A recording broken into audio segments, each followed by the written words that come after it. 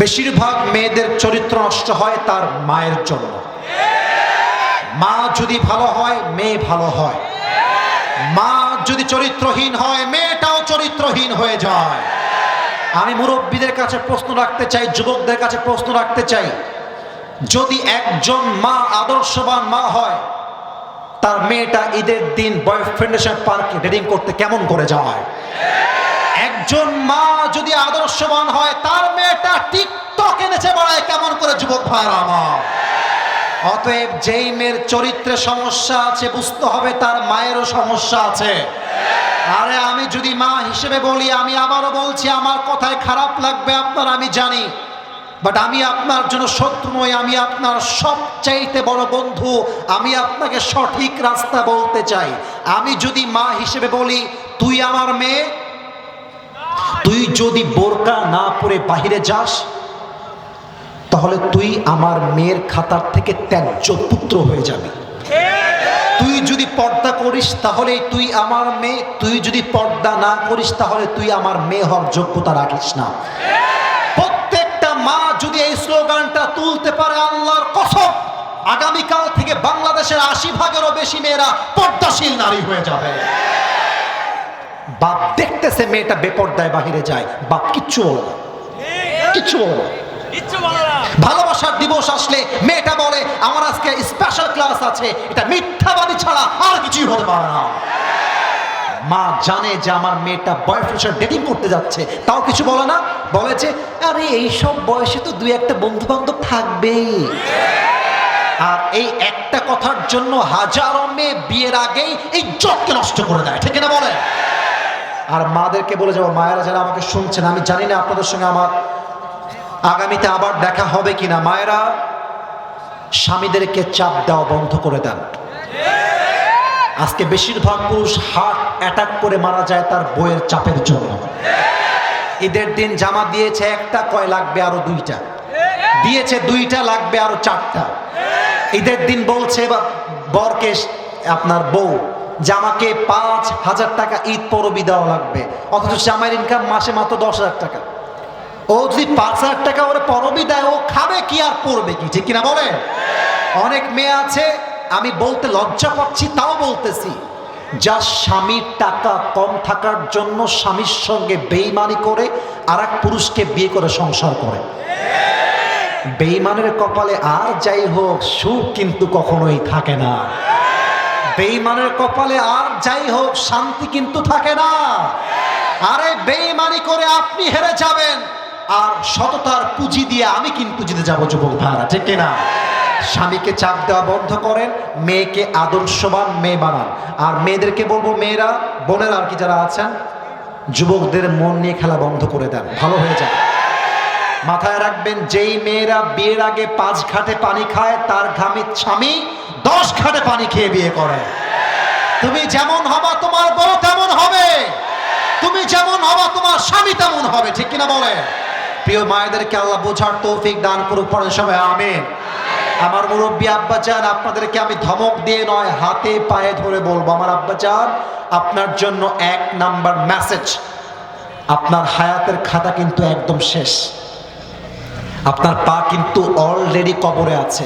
আব্বাজানদেরকে বলবো, আব্বাজান এখনই নিজেকে একটা প্রশ্ন করেন, নিজেকে, আব্বাজান আব্বাজান আব্বাজান একটু আমার দিকে তাকান, নিজেকে প্রশ্ন করেন, আমি যদি এখন এই মুহূর্তে মারা যাই, আমি কি এমন কোনো আমল করেছি যে আমার কবরটা জান্নাতের বাগান হয়ে যাবে?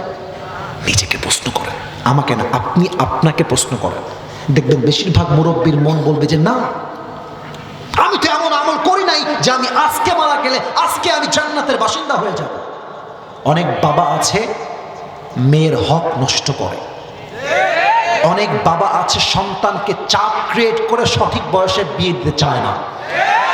আপনি যদি আপনার সন্তানকে রাইট টাইমে বিয়ে না দেন, আপনার সন্তান যত জায়গায় পাপ করবে, প্রেম করবে, প্রত্যেকটা দায়ভার কিয়ামতে আপনাকে বহন করতে হবে। আমার প্রিয় আব্বাজান, নিজেকে প্রশ্ন করেন, আপনি জান্নাতে যাওয়ার জন্য আমলটা করতে পেরেছেন কিনা। লাস্ট কথা আমার কলিজার টুকরা যুবক ভাইদের জন্য, যুবকদেরকে বলবো, যুবক ভাইরা আমার, তোমাদের জীবনের শেষ কথা, শেষ ভালো যার সব ভালো তার। তোমাদের জীবনের সবচেয়ে বড় শত্রু হচ্ছে এই স্মার্টফোন, সবচেয়ে বড় শত্রু তোমাদের। ইমানটাও শেষ করে দিয়েছে, চরিত্রও শেষ করে দিয়েছে।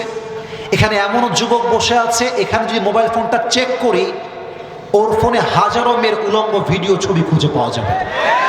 ওর ফোনটা চেক করলে হোয়াটসঅ্যাপে প্রথমেই তার গার্লফ্রেন্ডের নাম্বার চ্যাটিং খুঁজে পাওয়া যাবে। যুবক ভাইরা, মোবাইল ফোন থেকে বাঁচো। এটা যদিও বা দুনিয়াতে হালকা তার বোঝা, বাট কিয়ামতের বোঝা কিন্তু বড্ড ভারী হবে, বড্ড ভারী হবে। এজন্য আমার কথা একটা, মোবাইল দিয়ে আমার জীবন নষ্ট নয়, বরং আমি আমার জীবনে এমন সফল হতে চাই যারা আজকে আমাকে ছেড়ে চলে গিয়েছে, আগামীতে আমাকে দেখার জন্য তারাই পাগল হয়ে যাবে। ঠিক কিনা বলে? এই এলাকার সন্তান সবগুলো আলেমদেরকে কলিজা দিয়ে সম্মান করতে জানে। আমরা আল্লাহর নামে 3টা তাকবীর দিব, তাকবীর শেষ তাফসীর শুরু হয়ে যাবে। আমার মনটা ভরে গেছে। আজকে যুবকরা যেমন এসেছে, আমার মাথার তাজ, আমার মুরব্বীরাও তেমন এসেছে, মুরব্বীরাও এসেছে। বেশিরভাগ মাহফিলে যুবক দিয়ে ভরা থাকে। আজকে আমার মুরব্বীরা এসেছেন। আপনাদের সন্তানের মতো আমি, আপনারা আমার দাদার মতো কেউ, বাবার মতো কেউ। আমার দাদাকে আমি ফেসবুকেও দেখি নাই, ছবিতেও দেখি নাই, বাস্তবেও দেখি নাই। আমি আসার বহু আগে আমার দাদা বিদায় নিয়ে কবরে চলে গেছে। তো আমার সামনে মুরব্বীরা বসলে মনে হয় যে আমার আপন দাদা আমার সামনে বসে আছে, মনটা ভরে যায়। মন চায় যে একটু কথা বলি মুরব্বীদের সাথে। তো আমি মুরব্বীদেরকে বলবো, যুবকদেরকে বলবো, গলাটা একটু কাশি দিয়ে ঠিক করতে হবে যেন তাকবীরটা জোরে হয়। একটু কাশি দেন সবাই মিলে। প্রথম তাকবীর দিবেন যাদের বউ আছে তারা, আর দ্বিতীয় তাকবীর দিবেন যাদের বউ নাই তারা, সিঙ্গেলরা। আর সর্বশেষ তাকবীর দিবেন সবাই মিলে। দেখা যাক কার গায়ের জোর কত বেশি হয়। বিবাহিত ভাই যারা এসেছেন, মুরব্বীরা যারা এসেছেন, বিবাহিত ভাইরা একটু কাশি দেন। দেখা যাক গায়ে জোর আছে কত বিবাহিত ভাইদের। সিঙ্গেলরা চুপ থাকবা, বিবাহিত ভাইদের পালা। বিবাহিত ভাইরা লিল্লাহি তাকবীর। মোটামুটি চলে আপনাদের সাউন্ড, খুব বেশি একটা ভালো হয় নাই। আচ্ছা, আপনাদেরকে নাম্বার দিলাম আজকে জয়পুরহাটে 65 নাম্বার, বিবাহিতরা নাম্বার পেয়েছে 65। এবার সিঙ্গেলদের পালা। সিঙ্গেলরা কাশি মারো। সিঙ্গেলের ডান পাশে একটু বেশি সিঙ্গেলরা বসে আছে। আচ্ছা, দেখা যাক এবার কারা জিততে পারে। সিঙ্গেল ভাইরা লিল্লাহি তাকবীর। সর্বনাশ, বিবাহিত ভাইরা আমাকে মাফ করে দিবেন। আজকে আমার মনে হয় সিঙ্গেলরা সর্বনিম্ন হলো 85 নাম্বার বেশি পেয়ে পাস করেছে। ঠিক কিনা? এবার সবাই মিলে আমরা তাকবীর দিব। দেখা যাক জয়পুরহাটের সন্তানরা আসলে বীর পুরুষের সন্তান কিনা।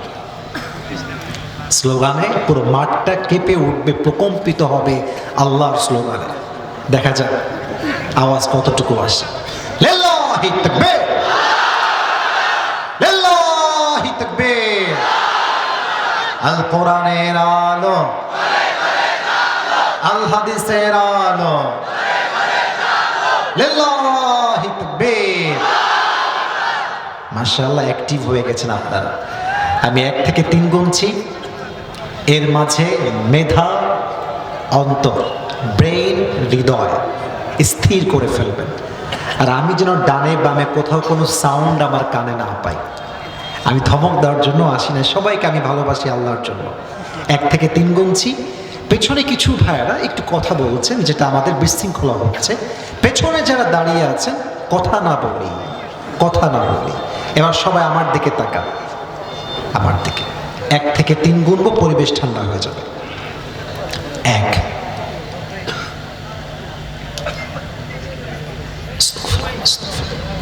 2,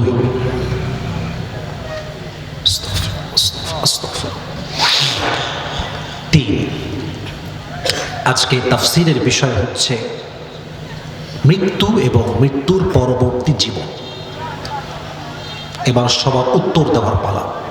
দেখা যাক উত্তরটা জোরে আসে কিনা। আমি আবারও বলছি, তাফসীরের বিষয় হচ্ছে মৃত্যু এবং মৃত্যুর পরবর্তী জীবন।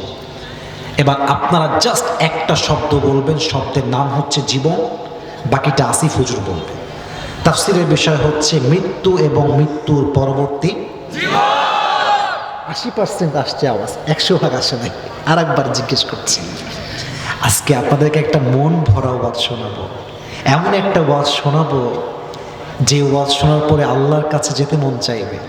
এমন একটা ওয়াজ শোনাবো যে ওয়াজটা শুনলে নামাজ পড়তে মনে চাইবে। এমন একটা ওয়াজ শুনবো যে ওয়াজটা শুনলে মুরব্বী আব্বাজান তার সন্তানকে বিয়ের জন্য রেডি হয়ে যাবে। ঠিক আছে না যুবক ভাই? সবার মনোযোগ চাই। আর একবার, মৃত্যু এবং মৃত্যুর পরবর্তী জীবন। আচ্ছা, যে কোনো বিষয়ে, look at my right hand, ডান হাতটা একটু খেয়াল করবেন। যে কোনো বিষয়ে, যে কোনো প্রশ্নের উত্তর আল্লাহর এই কোরআনে আছে না নাই? একটা ইমানি প্রশ্ন করি, ইমানের প্রশ্ন। আল্লাহর কোরআনে যে সব আছে, এই বিশ্বাস কি এই মাহফিলে সবার আছে না নাই? আমি যদি কোরআনকে কোনো প্রশ্ন করি আর বলি, কোরআন তোমার মাঝে এই প্রশ্নের উত্তর আছে না নাই, কোরআন কি আমাকে নো বলবে না ইয়েস বলবে? কথা আসতে কম কেন, জোরে কম। নো বলবে না ইয়েস বলবে? তার মানে কোরআন হ্যাজ অল দ্য সলিউশন। যা সমস্যা আপনার সমাধান দিবে আল কোরআন। ঠিক কিনা বলেন? প্রত্যেকটা কথা হবে দলিল ভিত্তিক, প্রত্যেকটা কথা হবে আল্লাহর কোরআনের আয়াত ভিত্তিক। এমন কোনো কথা আমি বলবো না যার কোনো ভিত্তি নেই। প্রত্যেকটা কথার পেছনে দলিল দেওয়ার জন্য I will try my best level. আমি আমার সর্বোচ্চ চেষ্টা করব। আসুন শুরু করি কোরআন দিয়ে। আচ্ছা, কোরআন, এই ছেলেরা, এই মজা না, না, I am not kidding with anybody. আমি মজা করছি না, আওয়াজ যেন না হয়। খুব সিরিয়াস হয়ে বলছি, আওয়াজ যেন না হয়। ভালোবেসে বলছি, আওয়াজ যেন না হয়। আচ্ছা, কোরআন, আমাকে বলো তো কোরআন, পৃথিবীর সবচেয়ে সুনিশ্চিত বিষয় কি? মানুষের জীবনে আসবে আসবে এমন একটা নিশ্চিত জিনিসের নাম তুমি আমাকে বলো। কোরআন তার জবাব দিচ্ছে, কুল্লু নাফসিন যায়িকাতুল মাউত। Everybody has to take the test of death. প্রতিটা মানুষকেই মৃত্যুর স্বাদ গ্রহণ করতে হবে। যে কোনো বিষয়ে তুমি সন্দেহ পোষণ করতে পারো, it's on you, it's up to you, এটা তোমার ইচ্ছা। কিন্তু মৃত্যু এমন একটা বিষয়, নাস্তিক হোক কিংবা আস্তিক হোক, অস্বীকার করবে এমন কোন বাপের বেটা পৃথিবীতে আসতে পারে না। ঠিক কিনা বলে? Most certain thing is death. মরতে হবে। এবার কোরআন তুমি আমাকে 2 নাম্বার প্রশ্নের জবাব দাও। ও কোরআন, তুমি আমাকে বলো, পৃথিবীর কোন মানুষ যদি মৃত্যু থেকে লুকাতে চায়, বিশাল একটা সুড়ঙ্গ খনন করে মৃত্যুর থেকে পালিয়ে যাওয়ার জন্য চেষ্টা করে, সে মানুষটা কি পালাইতে পারবে কিনা? জবাব কোরআনে আছে না নাই? সূরাতুন নিসা 78 নম্বর আয়াত, আল্লাহ রাব্বুল আলামিন জবাব দিয়ে বলছেন, বান্দারে, আইনামা তাকুনু ইউদরিকুমুল মাউত ওয়ালাউ কুনতুম ফি বুরুজিন মুশাইয়াদা। কোন মানুষ যদি মাটির নিচে সুড়ঙ্গ খুঁড়ে পালিয়ে যায়, একটু আমার 2 হাতের দিকে খেয়াল করবেন আমার প্রিয় জয়পুরহাটের ভাইয়েরা। আজকে যে মাহফিলে আমি বসে আছি, ডান দিকেও পর্দা, বাম দিকেও পর্দা, পেছনেও পর্দা, আমার সামনেও পর্দা, সব জায়গায় পর্দা দেওয়া। আপনি যদি একটা মাটির নিচে সুড়ঙ্গ করেন, চতুর্পাশে লোহার গেট দিয়ে সাজানো, এদিকে লোহা এদিকে লোহা, উপরেও লোহা নিচেও লোহা, তার উপর চলছে হেলিকপ্টার, পুলিশ পাহারা, র্যাবের পাহারা, বিডিআর পাহারা, আর্মির পাহারা। আপনার রুমে প্রায় 20টা সিসি ক্যামেরা। ও আমার প্রিয় কলিজার টুকরা মুরব্বী আব্বাজান, যুবক ভাইরা, আমাকে একটু জবান খুলে জোরে সোরে আওয়াজ দিয়ে বলবেন, মৃত্যু যখন চলে আসবে, সিসিটিভি ক্যামেরা দিয়ে, পুলিশ দিয়ে, ক্যামেরা দিয়ে আর্মি দিয়ে, বিডিআর দিয়ে কেউ চাইলেও কি মৃত্যু থেকে পালিয়ে যেতে পারবে? পারবে না, ইটস ইম্পসিবল, সম্ভব নয়। আচ্ছা, এটা যে সম্ভব নয়, কোরআন তোমার কাছে কি আর কোনো দলিল আছে? বলছে ইয়েস আছে। 28 নম্বর পারা, 13 নম্বর পৃষ্ঠা, সূরাতুল জুমার 8 নম্বর আয়াত। কুল ইন্নাল মাউতাল্লাযী তাফিররুনা মিনহু ফাইন্নাহু মুলাকীকুম। O my prophet, tell your উম্মাহ, they want to escape from the death, but remember them, they will never able to be escaped from the death. নবী হে, আপনার উম্মতদেরকে বলে দেন, তারা কি মৃত্যু থেকে পালিয়ে যেতে চায়? অসম্ভব।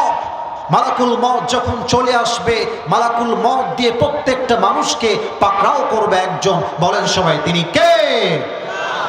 এবার আমার দিকে তাকান, একটু আমাকে জবাব দেন।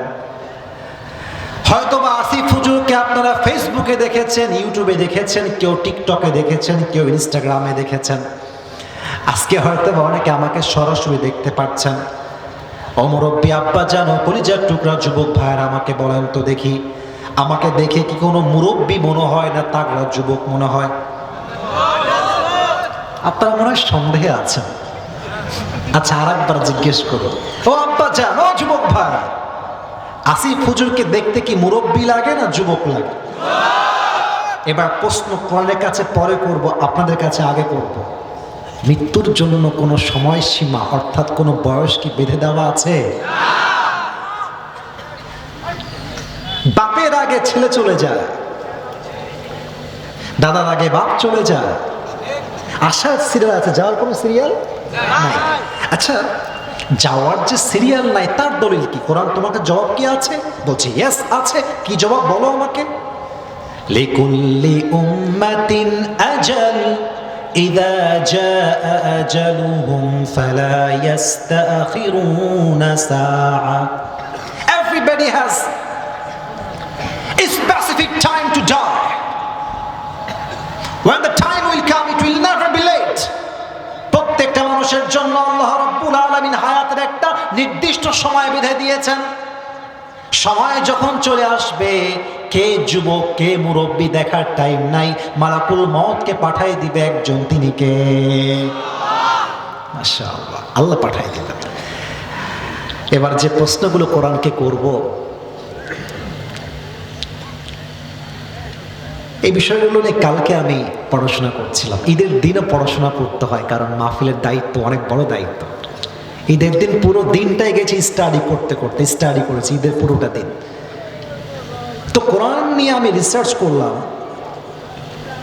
কোরআনকে বললাম, কোরআন এই যে প্রিয় ভাই মাঝখানে একজন, কই যান ভাই আপনি? আচ্ছা, একজন উঠতেছে ঠিক আছে, আমার একজন উঠলেও খারাপ লাগে, ঠিক আছে, দুই একজন ওয়াশরুমে লাগতে পারে, বাসায় চাপ থাকতে পারে, it's not a big deal. But আমার মনে হয় কি জানেন, পুরো বছরে একটা দিন মাহফিল, একটা দিন আসিফ হুজুর আসছে, 1 ঘন্টা কথা বলবে, দিনের কথা হবে, ইসলামের কথা হবে, এটাও যদি কেউ শুনতে না চায়, আমার মনে হয় এটা ব্যক্তিগত মতামত, তার মতো কপাল পোড়া এই এলাকার কেউ হতে পারে না। কপাল পোড়া, কপাল পোড়া।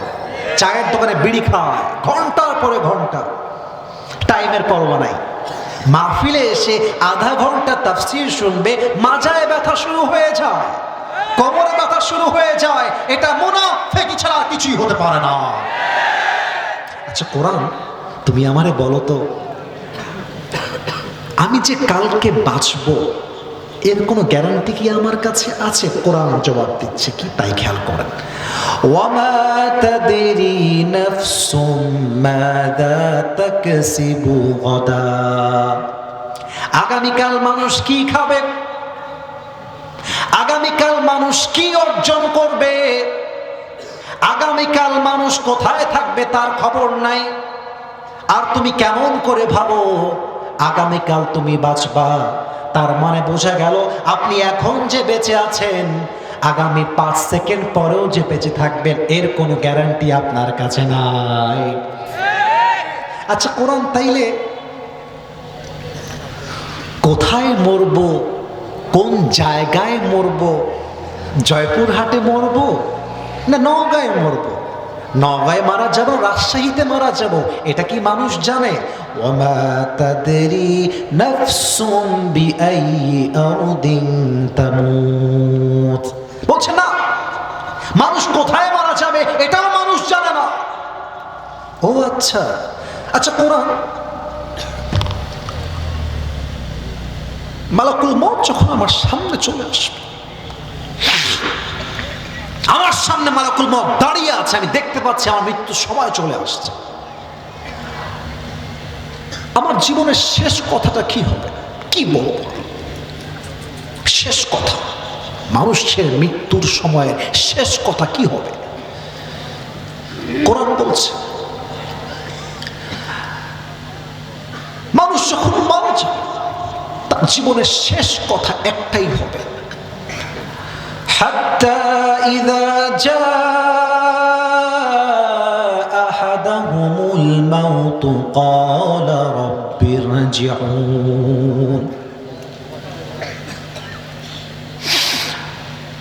মানুষ মালাকুল মউতকে বলবে, আমাকে কি একটা চান্স দেওয়া যায় না? আমাকে কি একটা সুযোগ দেওয়া যায়? মালাকুল মউতকে মানুষ বলবে, একটা সুযোগ আমাকে দাও, আমাকে পৃথিবী থেকে নিয়ে যেও না, আমার রূহটা কবজ না করে আমাকে একটা চান্স দাও। ও কোরআন, মানুষ তার শেষ সময় একটা চান্স কেন চাইবে, কি কারণে চাইবে? লাআল্লি আ'মালু সালিহান ফীমা তারাকতু কাল্লা। মানুষ বলবে, আমি যে নামাজগুলো ছেড়ে এসেছি ওই নামাজগুলো আদায় করতে চাই, আমি যে আমার স্ত্রীর হক নষ্ট করেছি এটা ক্ষমা চাইতে চাই, আমি যে হারাম খেয়েছি আল্লাহর কাছে তওবা করতে চাই, আমাকে একটা সুযোগ দাও, একটা চান্স দাও। আচ্ছা কোরআন, মানুষ যখন চান্স চাইবে, ভিখারির মতো একটা সুযোগ চাইবে, মালাকুল মউত কি সেই সুযোগ তাকে দিবে? মালাকুল মউত কি বলবে? ইন্নাহা কালিমাতুন হুয়া কাইলুহা। আল্লাহ বলে মালাকুল মউত অসম্ভব, don't give him any chance, সুযোগ দেওয়া যাবে না, এটা তার মুখের কথা। যদি সে আবারও হায়াত পেয়ে যায়, দুনিয়ার লালসা, এত লালসা, দুনিয়ার মায়া, এমন জঘন্য মায়া, মানুষ আরেকবার সুযোগ পেলে আবার সে হারামে জড়িয়ে যাবে, ঠিক কিনা বলে? ওয়া মিন ওয়ারাইহিম বারযাখুন ইলা ইয়াউমি ইউবআসুন। অনেকগুলো আয়াত তেলাওয়াত করলাম কিন্তু তাফসীর একটারও করি নাই। এই আয়াতের একটু তাফসীর করতে চাই, ছোট্ট একটা তাফসীর করতে চাই। আচ্ছা জয়পুরহাটের ভাই, এখন বাজে মনে করেন রাত 11:30। আপনি যদি আজকে এই মুহূর্তে মৃত্যুর আপনার সময়টা ঘনিয়ে আসে, ছোট্ট একটা কথা মনে পড়ে গেল, আমাদের নওগাঁর পাশের জেলায়, তোমরা নওগাঁ জেলা তাই না ভাই? আপনাদের জয়পুরহাট থেকে তো মনে হয় বগুড়াও অনেক কাছেই হয়, খুব বেশি দূরে কিন্তু নয়। নওগাঁতে একটা জায়গা আছে, নাম হচ্ছে মান্দা ফেরির হাট, নাম শুনছেন আপনারা? একদম সোজা গেলেই মান্দার ফেরির হাট। আমার সেদিন মাহফিল ছিল বগুড়া জেলার একটা জায়গাতে, মনে হয় দুপচাচিতে আমার মাহফিল ছিল। রাত বাজে 1টা থেকে 2টা। আজ থেকে আয় আল্লাহ, এক ওয়াক্ত নামাজ, আর জোরে কোন, আর কখনো ছাড়বো না। একটু হাতটা এভাবে ঝাঁকিয়ে বলবেন না, একটু আওয়াজ দিয়ে বলেন সবাই ইনশাআল্লাহ। হাত নামান, আমার দায়িত্ব শেষ। কিন্তু এমন একটা কথা এখন বলতে চাই যে কথাটা বলার নিয়ত আমার ভেতরে ছিল না। আমার যে উঠে যাবে ওর লুঙ্গিটা টান দিয়ে ধরে বসায় দেওয়া লাগবে, তবে খবরদার লুঙ্গি যেন খুলে না যায়। আমি আমার আব্বা জানদেরকে বলবো একটা কথা, যুবকদেরকে বলবো একটা কথা, মা বোনদেরকে বলবো একটা কথা। লেডিস ফার্স্ট, প্রথম কথা মা বোনদের জন্য বলতে চাই, বেশিরভাগ মেয়েদের চরিত্র নষ্ট হয় তার মায়ের জন্য। মা যদি ভালো হয় মেয়ে ভালো হয়, মা যদি চরিত্রহীন হয় মেয়েটাও চরিত্রহীন হয়ে যায়। আমি মুরব্বীদের কাছে প্রশ্ন রাখতে চাই, যুবকদের কাছে প্রশ্ন রাখতে চাই, যদি একজন মা আদর্শবান মা হয়, তার মেয়েটা ঈদের দিন বয়ফ্রেন্ডের সাথে পার্কে ডেটিং করতে কেমন করে যায়? একজন মা যদি আদর্শবান হয়, তার মেয়েটা টিকটক এনেছে বেড়ায় কেমন করে? যুবক ভাইরা আমার, অতএব যেই মেয়ের চরিত্রে সমস্যা আছে বুঝতে হবে তার মায়েরও সমস্যা আছে। আরে আমি যদি মা হিসেবে বলি, আমি আবারও বলছি, আমার কথায় খারাপ লাগবে আপনার, আমি জানি, বাট আমি আপনার জন্য শত্রু নই, আমি আপনার সবচাইতে বড় বন্ধু। আমি আপনাকে সঠিক রাস্তা বলতে চাই। আমি যদি মা হিসেবে বলি, তুই আমার মেয়ে, তুই যদি বোরকা না পরে বাহিরে যাস, তাহলে তুই আমার মেয়ের খাতার থেকে ত্যায্য পুত্র হয়ে যাবি। তুই যদি পর্দা করিস তাহলে তুই আমার মেয়ে, তুই যদি পর্দা না করিস তাহলে তুই আমার মেয়ে হওয়ার যোগ্যতা রাখিস না। প্রত্যেকটা মা যদি এই স্লোগানটা তুলতে পারে, আল্লাহর কসম, আগামীকাল থেকে বাংলাদেশের ৮০% বেশি মেয়েরা পর্দাশীল নারী হয়ে যাবে। বাপ দেখতেছে মেয়েটা বেপর্দায় বাহিরে যায়, বাপ কিচ্ছু বলে না, কিচ্ছু বলে না। ভালোবাসার দিবস আসলে মেয়েটা বলে আমার আজকে স্পেশাল ক্লাস আছে। এটা মিথ্যাবাদী ছাড়া আর কিছুই হতে পারে না। মা জানে যে আমার মেয়েটা বয়ফ্রেন্ডের সাথে ডেটিং করতে যাচ্ছে, তাও কিছু বলে না, বলে যে আরে এইসব বয়সে তো দুই একটা বন্ধু বান্ধব থাকবেই। আর এই একটা কথার জন্য হাজারো মেয়ে বিয়ের আগেই এই জটকে নষ্ট করে দেয়, ঠিক না বলে? আর মাদেরকে বলে যাবো, মায়েরা যারা আমাকে শুনছেন, আমি জানি না আপনাদের সঙ্গে আমার আগামীতে আবার দেখা হবে কিনা, মায়েরা স্বামীদেরকে চাপ দেওয়া বন্ধ করে দেন। আজকে বেশিরভাগ পুরুষ হার্ট অ্যাটাক করে মারা যায় তার বইয়ের চাপের জন্য। ঈদের দিন জামা দিয়েছে একটা, কয় লাগবে আরো দুইটা, দিয়েছে দুইটা, লাগবে আরো চারটা। ঈদের দিন বলছে বা বরকে আপনার বউ জামাকে ৫,০০০ টাকা ঈদ পরবি দেওয়া লাগবে, অথচ জামাইয়ের ইনকাম মাসে মাত্র ১০,০০০ টাকা। ও যদি ৫,০০০ টাকা ওরে পরবি দেয়, ও খাবে কি আর পড়বে কি, ঠিক কিনা বলে? অনেক মেয়ে আছে, আমি বলতে লজ্জা পাচ্ছি তাও বলতেছি, যার স্বামীর টাকা কম থাকার জন্য স্বামীর সঙ্গে বেঈমানি করে আর এক পুরুষকে বিয়ে করে সংসার করে। বেঈমানের কপালে আর যাই হোক সুখ কিন্তু কখনোই থাকে না। বেঈমানের কপালে আর যাই হোক শান্তি কিন্তু থাকে না। আরে বেঈমানি করে আপনি হেরে যাবেন, আর সততার পুঁজি দিয়ে আমি কিন্তু জিতে যাবো। যুবক ভাইরা, ঠিক কিনা? স্বামীকে চাপ দেওয়া বন্ধ করেন, মেয়েকে আদর্শবান মেয়ে বানান। আর মেয়েদেরকে বলবো, মেয়েরা, বোনেরা আর কি যারা আছেন, যুবকদের মন নিয়ে খেলা বন্ধ করে দেন, ভালো হয়ে যায়। মাথায় রাখবেন, যেই মেয়েরা বিয়ের আগে ৫ ঘাটে পানি খায়, তার ঘামে স্বামী ১০ ঘাটে পানি খেয়ে বিয়ে করে। তুমি যেমন হবা তোমার বউ তেমন হবে, তুমি যেমন হবা তোমার স্বামী তেমন হবে, ঠিক কিনা বলে? প্রিয় মায়েদেরকে আল্লাহ বোঝার তৌফিক দান করুক, পড়ে সবাই আমিন। আমার মুরব্বী আব্বাজান, আপনাদেরকে আমি ধমক দিয়ে নয়, হাতে পায়ে ধরে বলবো, আমার আব্বাজান, আপনার জন্য ১ নাম্বার মেসেজ, আপনার হায়াতের খাতা কিন্তু একদম শেষ। আপনার পা কিন্তু অলরেডি কবরে আছে। আব্বাজানদেরকে বলবো, আব্বাজান এখনই নিজেকে একটা প্রশ্ন করেন, নিজেকে, আব্বাজান আব্বাজান আব্বাজান একটু আমার দিকে তাকান, নিজেকে প্রশ্ন করেন, আমি যদি এখন এই মুহূর্তে মারা যাই, আমি কি এমন কোনো আমল করেছি যে আমার কবরটা জান্নাতের বাগান হয়ে যাবে? নিজেকে প্রশ্ন করেন, আমাকে না, আপনি আপনাকে প্রশ্ন করেন। দেখবেন বেশিরভাগ মুরব্বীর মন বলবে যে না, আমি তো এমন আমল করি নাই যে আমি আজকে মারা গেলে আজকে আমি জান্নাতের বাসিন্দা হয়ে যাব। অনেক বাবা আছে মেয়ের হক নষ্ট করে, অনেক বাবা আছে সন্তানকে চাপ ক্রিয়েট করে সঠিক বয়সে বিয়ে দিতে চায় না। আপনি যদি আপনার সন্তানকে রাইট টাইমে বিয়ে না দেন, আপনার সন্তান যত জায়গায় পাপ করবে, প্রেম করবে, প্রত্যেকটা দায়ভার কিয়ামতে আপনাকে বহন করতে হবে। আমার প্রিয় আব্বাজান, নিজেকে প্রশ্ন করেন, আপনি জান্নাতে যাওয়ার জন্য আমলটা করতে পেরেছেন কিনা। লাস্ট কথা আমার কলিজার টুকরা যুবক ভাইদের জন্য, যুবকদেরকে বলবো, যুবক ভাইরা আমার, তোমাদের জীবনের শেষ কথা, শেষ ভালো যার সব ভালো তার। তোমাদের জীবনের সবচেয়ে বড় শত্রু হচ্ছে এই স্মার্টফোন, সবচেয়ে বড় শত্রু। তোমাদের ইমানটাও শেষ করে দিয়েছে, চরিত্রও শেষ করে দিয়েছে। এখানে এমনও যুবক বসে আছে, এখানে যদি মোবাইল ফোনটা চেক করি, ওর ফোনে হাজারো মেয়ের উলঙ্গ ভিডিও ছবি খুঁজে পাওয়া যাবে।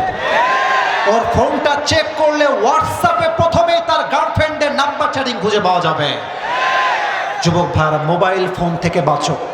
এটা যদিও বা দুনিয়াতে হালকা তার বোঝা, বাট কিয়ামতের বোঝা কিন্তু বড্ড ভারী হবে, বড্ড ভারী হবে। এজন্য আমার কথা একটা, মোবাইল দিয়ে আমার জীবন নষ্ট নয়, বরং আমি আমার জীবনে এমন সফল হতে চাই যারা আজকে আমাকে ছেড়ে চলে গিয়েছে, আগামীতে আমাকে দেখার জন্য তারাই পাগল হয়ে যাবে, ঠিক কিনা বলেন? এবং আমি আমার কথা একটা বলে শেষ করব। আমি কিন্তু একজন মাদ্রাসার ছাত্র। যুবকরা যারা এসেছো একটু শুনে যাও, আবার কবে দেখা হবে আল্লাহই জানে ভালো। আমি একজন হাফেজ। আমি জেনারেল লাইনে পড়াশোনা করেছি, মাদ্রাসায় পড়াশোনা করেছি। আমি কিন্তু আমার জীবনে 1 নাম্বার ছাত্র ছিলাম। আগে বুঝবেন, আমি কিন্তু অহংকারের জন্য বলছি না। ক্লাসে 1 নাম্বার ছিলাম, মাদ্রাসাতেও 1 নাম্বার, সব জায়গায় আমি মোটামুটি 1 নাম্বার ছিলাম, first student in my class. কিন্তু পরে গিয়ে বুঝতে পারলাম যে জীবনে 1 নাম্বার হওয়াটাই কিন্তু আসল কিছু নয়। জীবনে 1 নাম্বার হলেই বড় সফল হয়ে গেছো তা নয়। মাঝে মাঝে দেখবা যে ক্লাসের ব্যাগ আপনার পেছনে বসে, তার আন্ডারে সে জব করে যে ফার্স্ট বেঞ্চে বসতো, ঠিক কিনা বলে? যুবকদেরকে বলবো, এই তথাকথিত শিক্ষার পেছনে পাগল হয়ে যেও না।